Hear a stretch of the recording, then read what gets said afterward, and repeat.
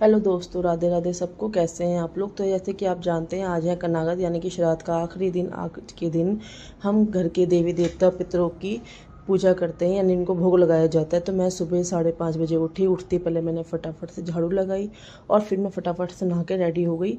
सूरज जी नहाने के लिए चले गए थे और मैं फिर किचन में फटाफट गई, जहाँ की हमारा सबसे पहला सुबह सुबह स्वागत होता है, किचन।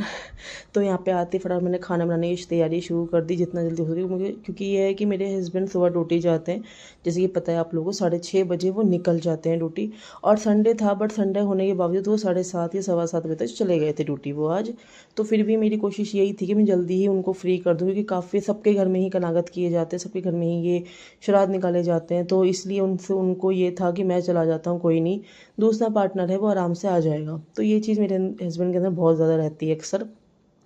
तो आप सबसे पहले बात जानते ही हैं कि ये क्या बोलते हैं, आज से रात के दिन क्या होता है कि जो घर की लेडीज़ होती है, हम लोगों में क्या होता है, जो घर की लेडीज़ होती है वो सिर्फ खाली खाना बनाती है, लेकिन जो कनागत निकाले जाते हैं वो घर का पोता हो गया या फिर घर का बेटा हो गया वही निकालता है। घर की जो बहू होती है वो नहीं निकालती।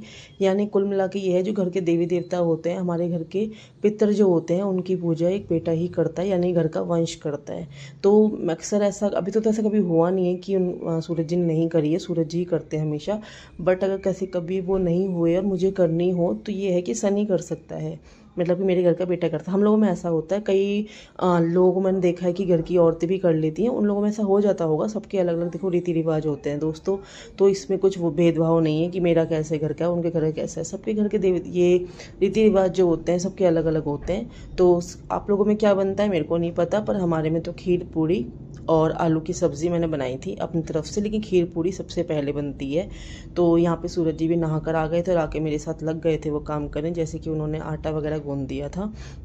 आटा गूंदने के बाद वो मुझसे बात करते करते पूछ ही रहे थे कि क्या बोलते कितना टाइम लग जाएगा यार। और हम लोगों में क्या होता है, तोरई के पत्ते जो होते हैं उस पर कनागत निकाले जाते हैं। ठीक है, तो तोरई के पत्ते हम लोग रात को मिले नहीं थे, तो मैंने उनसे वही बोल रही थी कि आप देख लो ये करके और अपना तोरई के पत्ते ढूंढने चले जाओ, बाहर मिल जाएंगे। तो देखो, कहा जाता है दोस्तों कि सच में हम ज़रूरत के टाइम पे तो कहाँ पेड़ पौधों को काटते रहते हैं, ज़रूरत के टाइम पे ही नहीं, पेड़ पौधों को हम ढूंढते हैं पागलों की तरह।